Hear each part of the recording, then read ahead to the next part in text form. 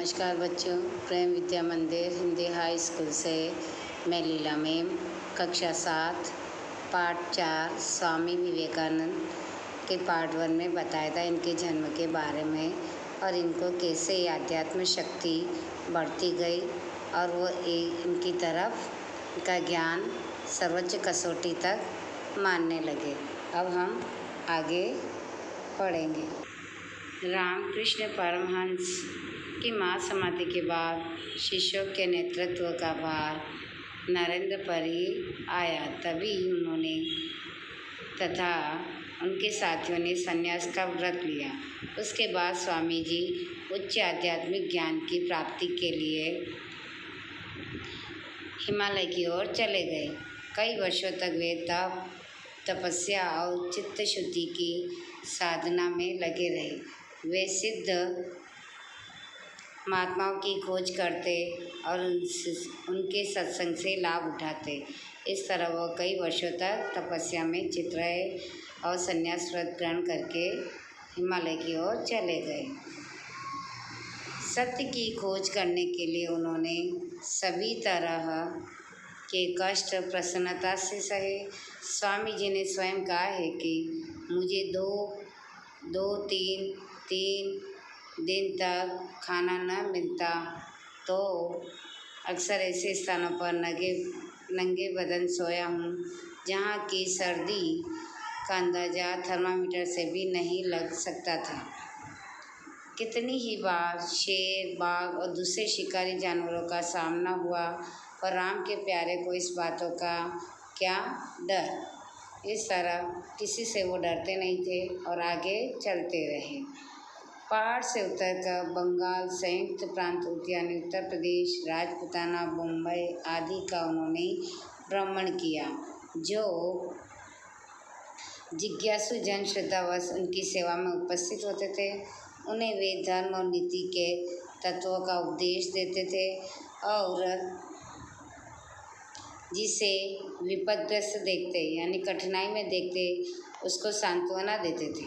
मद्रास उस समय नास्तिकों और जड़वादियों का केंद्र बन रहा था, यानी जो मद्रास में किसी को मानते नहीं थे और जड़वादी यानी नास्तिक यानी ईश्वर में आस्था रखने वाले नहीं थे और एक तरह के वो अपनी मनमानी करने वाले थे।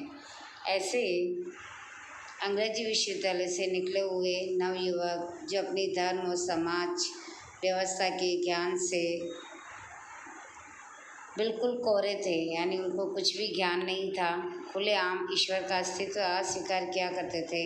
और स्वामी जी यहाँ काफ़ी समय तक रहे और कितने ही होनहार नौजवानों को धर्म परिवर्तन से रोका तथा जड़वाद के जाल से बचाया।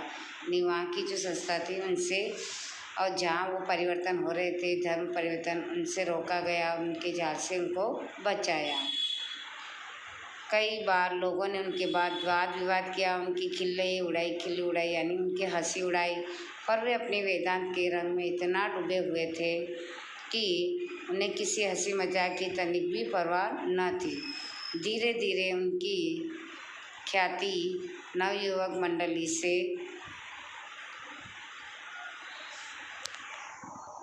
बाहर निकलकर कस्तूरी की गंध की तरह चारों ओर फैलने लगी। बड़े बड़े धनी मनी लोग, अनेक भक्त और शिष्य बन गए और उनसे नीति तथा वेदांत तत्व के उपदेश लिए। जस्टिस सुब्रमण्यम अय्यर, महाराजा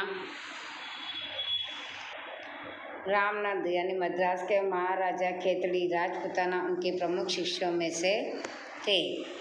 जब स्वामी जी मद्रास में थे तब उनको अमेरिका में सब धर्म सम्मेलन के आयोजन का समाचार मिला।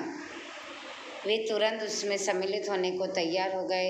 हिंदू धर्म का उनसे बड़ा ज्ञानी तथा वक्ता कोई और था ही कौन। वे भक्त मंडली की सहायता से वे इस पवित्र यात्रा पर रवाना हो गए। उनकी यात्रा अमेरिका के इतिहास की अब से महत्वपूर्ण घटना है। यह पहला अवसर था कि कोई पश्चिमी जाति दूसरी जातियों के धर्म विश्वासों के स्वागत के लिए तैयार हुई हो। अमेरिका पहुंचकर उन्हें मालूम हुआ कि अभी सम्मेलन होने में बहुत देर है। उनके ये दिन बड़े कष्ट में बीते।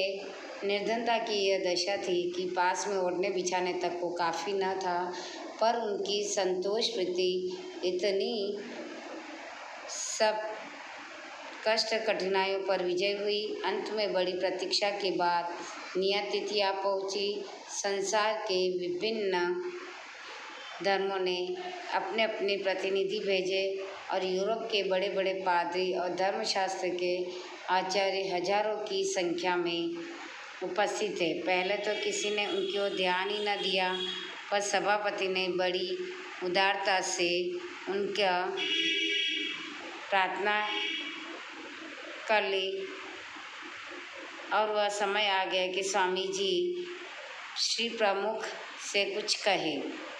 स्वामी जी ने ऐसे पांडित्यपूर्ण, ओजस्वी और धारा प्रवाह वक्तृतादि की श्रोता मंडली मंत्रमुग्ध सी हो गई।